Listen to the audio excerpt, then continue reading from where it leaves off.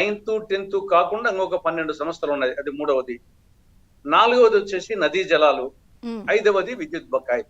ప్రధానంగా రెండు రాష్ట్రాల మధ్య ఉన్న సమస్యలు ఈ 5 నాకు తెలిసి ఇంకా కొన్ని ఉండొచ్చు. దీంట్లో ఒక బేసిస్ ఉంది. దీన్ని పరిష్కరించుకోలేనటువంటి సమస్య కూడా కాదు. ఎందుకంటే ఆల్రెడీ చట్టంలో వివిధ సెక్షన్స్ ఉన్నాయి. రెండవది already Sheela Bedi committee already దాని మీద వర్కౌట్ చేసింది. షీలా బేడి కమిటీ ప్రకారమే దాదాపు వచ్చేసి 9th షెడ్యూల్లో 53 అంశాలకు సంబంధించి ఓకే రెండు రాష్ట్రాలు ఒప్పుకున్నాయి. ఇదే షీలా బీడా కమిటీ ఇచ్చిన సిఫారసులను కానీ ఇవన్నీ కూడా ఆ రోజు ముఖ్యమంత్రిగా ఉన్నటువంటి కేసీఆర్ గారు యాక్సెప్ట్ చేసే పరిస్థితి లేదు, దాన్ని అంగీకరించే పరిస్థితి ఆయన ఒప్పుకోలేదు. ఇవన్నీ మేము పట్టించుకోమన్నారు. అదే ఇక్కడ మొత్తం షీలా బేడి కమిటీ ఆల్రెడీ ఒక వర్కౌట్ చేసింది, కానీ కేసీఆర్ వచ్చేసి ఒప్పుకోలేదు. అంతేగాని దాంట్లో కూడా మొత్తం 91 అంశాలు ఉంటే 9th షెడ్యూల్లో 53 అంశాలకు సంబంధించి ఏకాభిప్రాయం వచ్చింది, కానీ ఇంప్లిమెంటేషన్ రాలే. 15 ఐటమ్స్ సంబంధించి ఆంధ్రప్రదేశ్ ఒప్పుకోలేదు, 22 ఐటమ్స్ సంబంధించి తెలంగాణ ఒప్పుకోలేదు, 53 అంశాలు ఒప్పుకున్నారు కానీ అమలు కాలేదు. ఇది 9th షెడ్యూల్ సంబంధించి. కాబట్టి already Sheela Bedi committee report అవుతుంది. చట్టాలు కూడా స్పెసిఫిక్ గా 9th షెడ్యూల్ అంశాలకు సంబంధించి ఈడ సెక్షన్స్ వచ్చేసి section 68 subsection 2, section 53 subsection 1 B. కాబట్టి స్పెసిఫిక్ గా ఉన్న ఏ విధంగా చేసుకోవాలని చెప్పేసి క్లారిటీగా ఉంది చట్టంలో కూడా. వీళ్ళు కేసీఆర్ వచ్చేసి దానికి పరిష్కారం కాకూడదని వచ్చేసి పట్టించుకోలేదు, కానీ లేకుంటే ఈజీగా పెద్ద అసాధ్యమైన విషయమే కాదు. కాబట్టి 10th షెడ్యూల్లో వచ్చేసి మొత్తము 142 సంస్థలు ఉన్నాయి. ఇవి మెయిన్ గా ట్రైనింగ్ ఇన్స్టిట్యూషన్స్ అండ్ సెంటర్స్ 142 ఉన్నాయి. ఈ ఆంధ్రప్రదేశ్ పోలీస్ అకాడమీ కానీ, board of intermediate education, state council of higher education, SERP, ఇటువంటి.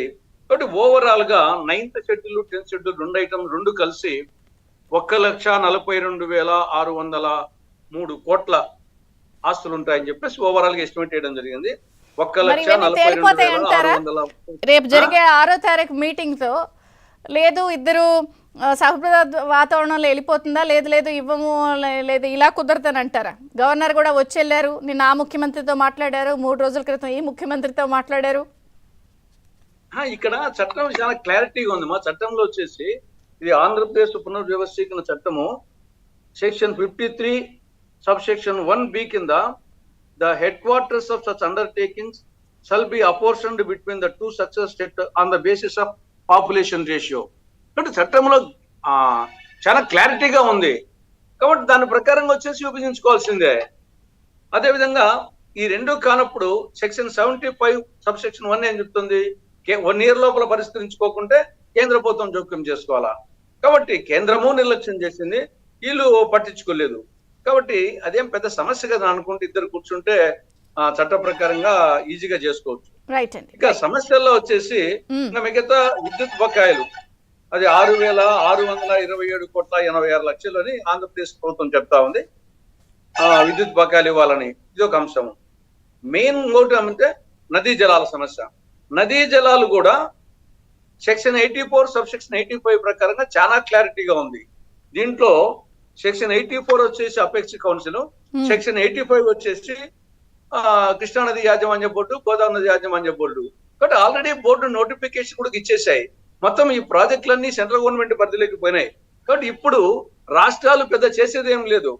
ఈ యొక్క Krishna river management board, Godavari river management board వాళ్ళతో చేయించాలా.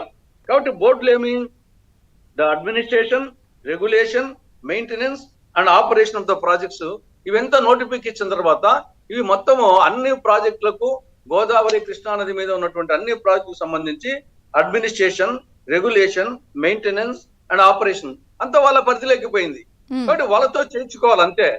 కాబట్టి ఈడ డెఫినెట్ గా వచ్చేసి సమస్యల పరిష్కారం అయితే ఈజీగా నా అభిప్రాయం. చంద్రిక గారు ఈ సందర్భంగా ఒకటి